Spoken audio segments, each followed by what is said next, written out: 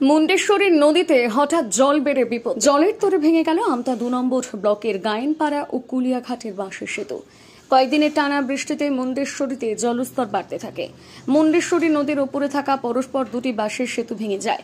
বাঁশের সেতু ভেঙে যাওয়ার ফলে হাওড়া দ্বীপ অঞ্চল, ভাটোরা এবং ঘোড়াবেড়িয়ার সাথে মূল ভূখণ্ডের যোগাযোগ কার্যত বিচ্ছিন্ন। সমস্যায় পড়েছেন দ্বীপাঞ্চলের প্রায় ৬০,০০০ মানুষ। মানুষের যাতায়াতের জন্য দুটি ঘাটেতেই নৌকার ব্যবস্থা করা হয়েছে। নৌকাতে খুব অসুবিধা হচ্ছে। হ্যাঁ, অসুবিধা তো হচ্ছে, আমাদের অসুবিধা হচ্ছে, বাচ্চাদের অসুবিধা হচ্ছে স্কুলে যাতায়াত করতে। এটা কিভাবে ভাঙলো? বন্যা ডিবিসি জল ছাড়ার কারণে ভেঙে গেছে। প্রতি বছরই এরকম সমস্যায় পড়তে হয় আপনাদের? প্রতি বছর করে ভেঙে যায়, পড়লেও ভেঙে যায়, ২-৩ বার করে ভেঙে যায়। হ্যাঁ, রাতে বিপদ তো হয়, ওই বললে একটু পার করে দেয়, খেয়া নৌকা বললে পার করে দেয়, কোনো সময় থাকে না, প্রচণ্ড অসুবিধা হয়।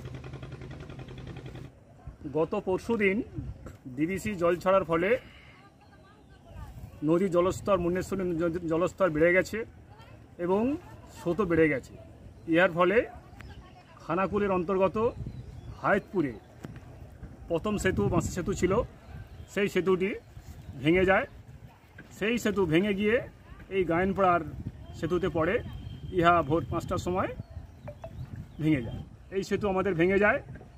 বহু পয়সা খরচা করে, প্রায় ৫ থেকে ৬ লক্ষ টাকা খরচা করে এই সেতু কিন্তু করা হয়। তারপর প্রত্যেক বছর এটা ভেঙে যায়। আমি তাই সরকার দৃষ্টি আকর্ষণ করছি, যদি কোনো পার্মানেন্ট যাতায়াতের ব্যবস্থা করা হয় তাহলে এলাকাবাসী খুব উপকৃত হবে। যন্ত্রচালিত বোটে যাতায়াত করছে মানুষ, এতে তো জীবনে ঝুঁকি থাকছে।